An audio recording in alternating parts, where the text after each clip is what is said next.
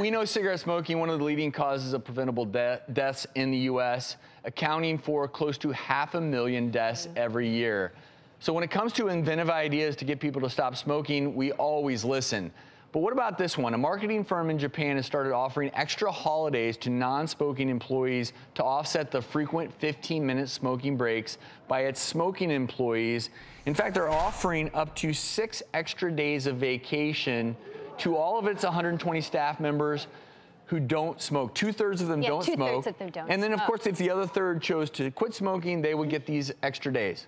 And the key here is good or bad? Extra 6 days. So everybody else is still entitled to all the vacations that they are legally, sort of warranted, but it's encouraging healthy behaviors. I love it, but I feel like there has to be an enforcement side of it, because you can just say, I don't smoke, but you're going home and smoking instead of at work. So what are they gonna do, drug test everybody? That's a tough one. Well, I actually think this is a great idea because I think you're incentivizing people. There's not a coercive aspect. And I think part of it, the reason this Japanese company adopted this was because there were so many complaints from the non-smoking employees. Any of us who've had a colleague who smokes, who's gone for 15 minutes at a time, who's taking those frequent breaks because they're addicted, it's really challenging to cover for them all the time, and it starts to build up some resentment. And smokers are more likely to take sick days, more likely to, if they get a cold, it lasts longer, respiratory problems. I love the idea. However, in Japan, they're all about productivity, work. Let's maximum efficiency. I wonder if they're doing this more because it's a positive thing for your health, or that it's going to be a positive change in terms of getting more out of employees. I mean, I will play devil's advocate here. Just because I'm a smoker doesn't mean that I'm going to be less productive. In fact, I could be your most productive employee and still be a smoker. Doesn't make smoking healthy. But just because you're a smoker doesn't mean you're not literally. You could be the best of the 120 employees. You could be the absolute best one. And as long as just because you're a smoker doesn't mean you take regular 15, 20-minute smoking breaks. So I think people have to be very careful here. It reminds me of, look, I even have friends who are in professions where they're at their desks all day and they have nicotine habits and they chew tobacco. Right. And, well.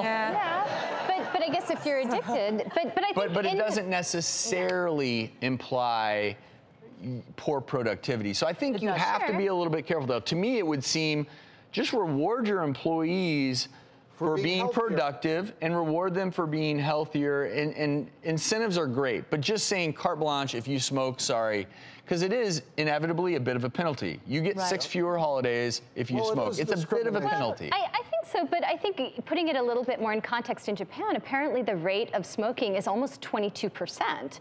So that's an incredibly high statistic. And as we were talking about, the toll smoking takes on every aspect of your health. This is actually kind of a great public health incentive.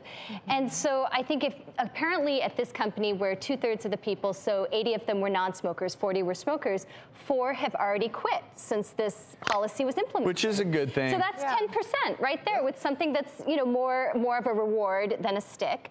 So, you have to be creative sometimes, especially when you think about I think it's a good social experiment. I mean, I do think that it's a good social experiment. I do think that if the company is going to offer this, they need to offer other resources as well, like tips for treatment or how will you get over your nicotine habits, so that you can actually encourage these people to follow through. Incidentally, you know what the average cost of a wedding is in Japan?